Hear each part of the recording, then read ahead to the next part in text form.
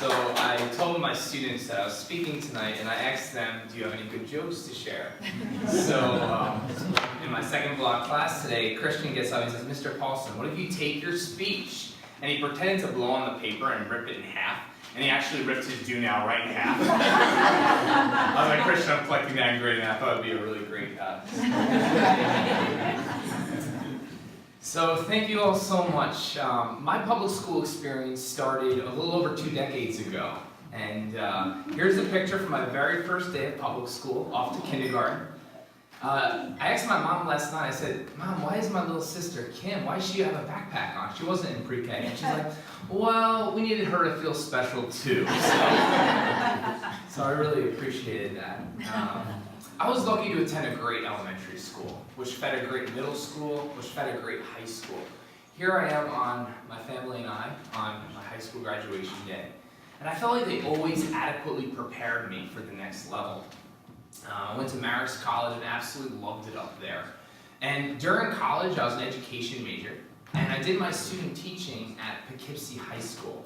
And it was at Poughkeepsie High School that I first saw the achievement gap firsthand, and I realized that I needed to do something. I needed to take action. And this is the point at which I applied, was accepted to, and joined Teach for America. And here I am today. As it has been said, we occasionally meet people in the course of our daily routine that change our life forever. I have always been passionate about education, but teaching has truly lit a fire in me. Tonight, I would like to share the story of 4 incredible young people that truly exemplify the opportunity that a transformational education can provide. First off is Austin Barissimo. Austin I first met in my first year teaching at Eastside High School when he was a sophomore. From the very beginning, I saw his potential, and perhaps it was luck that we met on an overnight student council college visit trip in October of my first year. Through unimaginable hardship, including an incident in which his mom purposely burned down their house and he was forced to move in with his dad, he persevered and never looked back. I probably had more meals with Austin than anybody else during his senior year, whether it was applying for scholarships, or colleges, or internships, or programs. Needless to say, his extraordinary hard work paid off, and he is now a junior studying economics at Duke University. This past summer, he interned with Wells Fargo's investment banking division, and he's currently studying abroad in Europe, and I really am so incredibly proud of him. I really, really am. Natalie and Vitor, who were named 2 of the 100 people of Newark last year, were the next members of the so-called Paulsen College Academy. I also sense their passion from their very first year of high school. Vitor, the one on the left, the proud undocumented student, was temporarily displaced last year and was homeless during his senior year of high school with no viable source of money. During his senior year, he applied to and was luckily accepted to Swarthmore College on a full ride through Questbridge. This past August, he had no one to help him move into college. He texted me about 2 weeks before move-in day, and he knew I would be there for him on his first day of college. Natalie is also doing very well. She's currently at Amherst. This is another school trip we took the year before. And she's already writing for her school newspaper and doing so well. And I'm so proud of both of them. Right. I'd also like to talk about my next mentee, Matthew Atihortua. Matthew is truly one of the most special students that I've ever been privileged to work with.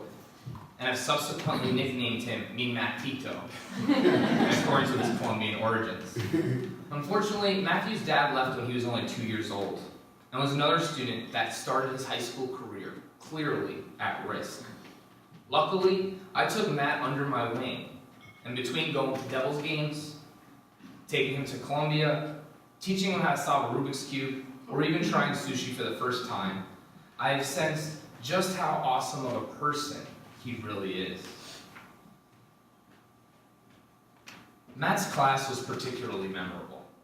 3 years ago, as freshmen, I challenged them. You see, most 8th graders in the Newark public schools look to gain competitive scholarships to boarding schools outside the city. And the ones that look to stay apply for the magnet schools and the charters, including science and technology high school.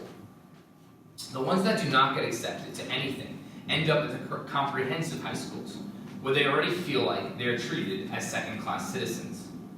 As someone that volunteers at a prison every Thursday afternoon, I see daily how we often treat our students more like incarcerated people than college-going students. I challenged that class early that year to have the best PARCC scores in the district.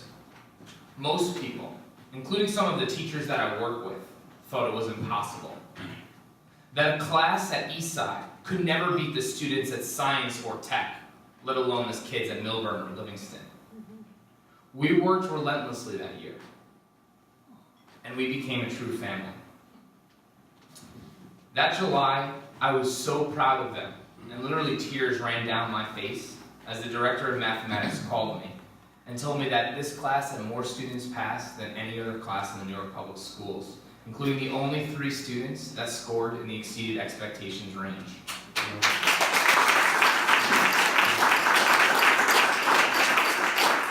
We repeated the feat last year, and in our 35-student Algebra 2 class, we had the highest pass rate in the entire New York Public Schools and actually beat the pass rate for the state of New Jersey.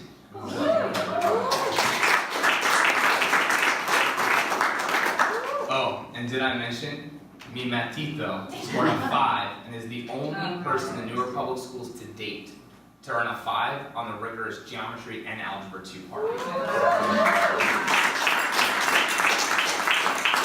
This picture was taken on Twin Day last year.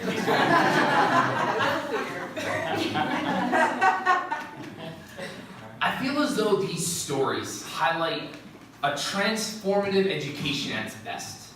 You see, for me, my learning and experiences, both inside and outside of the classroom over the past 6 years, have confirmed my belief in the untapped potential of our students. There are many great students at every school, but a majority may never have the opportunity to reach their full potential. Unfortunately, students like Austin, Natalie, Vitor, and Matthew are the exception, not the norm. As educators, we have a fundamental responsibility to challenge this paradigm. We are called to use education as a means to break through the vicious cycles of oppression, while helping our students to believe in themselves and in their future.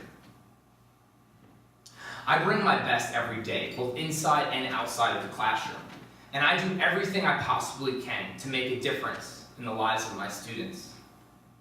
That being said, I must confess, no matter what difference I make in their lives, many of them, students like Austin, Natalie, Vitor, mi Matito, make much more of a difference in my life than I might ever make in theirs. Although I've said this often, I never really internalized this until back to school night last year. During one of the parent conferences that night, one of the parents of a student I taught for 2 years conveyed to me how excited their family was about me being their teacher again. She said to me, quote, "Our family is so lucky for our daughter to have you as a teacher again this year." She said it. Luck. I must ask, how in 2017 does one's chance at an education depend on luck? For me, perhaps it was luck that put me in a successful suburban public school system growing up. Perhaps it was luck that I ended up meeting these awe-inspiring students, many of whom have pushed my thinking on urban and rural education forever. Now I look forward to a day when luck does not play a factor in a child's chance of success, but rather to a day when every kid, no matter where they have been born or what school they attend, can be considered one of the lucky ones. Thank you very much.